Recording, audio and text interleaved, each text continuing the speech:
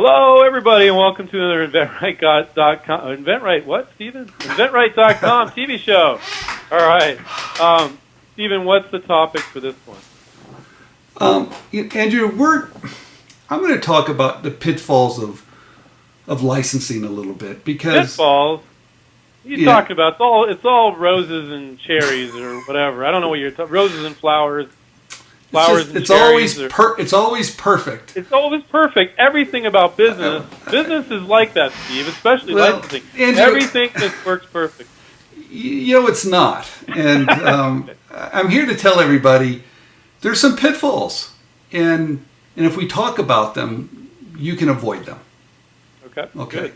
Sounds good. Yeah. I want to hear it. Yeah, and we'll probably do more on this topic because there's some things about contracts we could talk about pitfalls, but I want to talk about one major thing that just happened to somebody, and it's happened to me. Okay, but it happened to somebody else, and I'm not going to say it happens often, but if it does, be prepared, and this might help you. Okay, so you've done everything right. You filed your provisional patent application. You've got great workaround language. You've maybe even built a prototype that looks pretty good. And you've contacted the right company. It's a great fit. And next thing you know, you get the licensing agreement and you argue and you get it right and you sign it. Okay. And you're so happy. Yeah, it sounds great.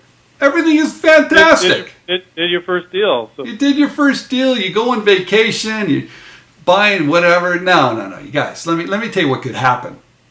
You need to stay close to your licensee, right? Not in all situations, but you need to make sure your project's moving forward. Okay, check in, be helpful, ask them when the first prototype's going to be made. Maybe sit in a meeting if you can. Hey, could I get involved and maybe help some aspect of it, just so you have your ear to the ground, so you know what's kind of happening at times. Now, some companies are going to go, get away. And some are going to go, hey, we have no problem with that. We want your opinion. We might not take it, but don't ever force it. Just be that fly on the wall. You want to listen. And if you detect a problem, and there always will be problems, you need to help them solve it, right? Because you have a different perspective than they do. This is going to be your livelihood. And if you build a relationship, some of those engineers and marketing managers will kind of tell you what's going on. So if there's a problem that's happening, you can kind of prepare for it and help. And I'll give you a great example. If you hand over your product and they're saying they're making it over in China, wherever, ask to see the first one, right? Yeah, we've had plenty of students where they'll keep you involved and they'll share it with you. But you got to realize, guys, sometimes they don't want to. And you did as much as you could, but at least you tried to stay involved somewhat. You don't want to be a pest. No. But you want to add some value. But if you say to them, hey, how's it going? Hey, we got the first one coming off the line. We got a prototype. Hey, can I see it? How's it look? You might find there's a problem. It might be a problem that you can help with. Yeah. All right.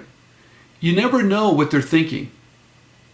You just don't know. And you'd hate to wait 6 months and find out that they went over to China and the design that you gave them, they looked at it and it was too expensive. Mm-hmm.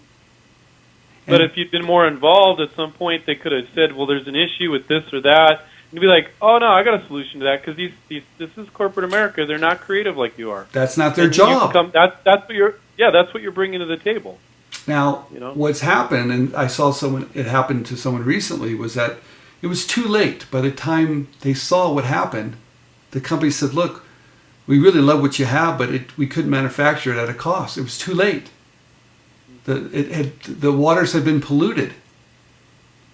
If you had been there along the way, you might have said, hey, what about this or what about that? Or maybe bringing someone else in that could help. Yeah. So what I'm saying to you, one of the lessons, and I'm going to go through a lot of lessons, is sometimes be helpful. Stay with it. Ask when things are going to be shipped. Ask when manufacturing dates. Ask if there's any issues or problems. Ask how things going. And you might be able to help. In my particular situation, I was able to meet some of the guys in the factory. And I got to know them personally. And so they made an extra effort to make sure it worked. Now, that's not for everybody. But the bottom line is I made a personal relationship. It wasn't just one product out of many. It's that they knew me attached to it.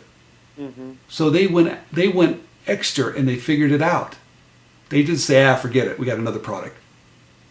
Yeah. They stuck with me a little bit. So what I'm saying is relationships are very important. Stay with your potential licensee. Don't be a pest. Listen. Don't try to contribute at the very beginning, but just listen and see if there's an issue and be there to solve it, because the last thing you want to happen is that something goes wrong that you can't fix. It's too late. And it does happen sometimes, Stephen. It's something that when people are new to licensing, they're not thinking that far ahead. They just want to get the deal closed. But some deals will fall apart after it's signed, and you'll always be able to take it back if you did the contract correctly. But you don't want that to happen if there was a few little things you could have fixed. Yeah, and you don't want them to make a decision because it's hard for them to reverse it. Okay, so... Well, and there's a point at which they feel like they've invested too much time. You come up with a solution too late. Yeah. They're like, nah, we're kind of done. You know. Well, they've and trust me, they're not putting that much effort into it. Yeah, that's a very important thing to mention, Steve. Yeah. So anyway, that's one. And I would go through a whole line of pitfalls. So keep on listening. There you go. All right.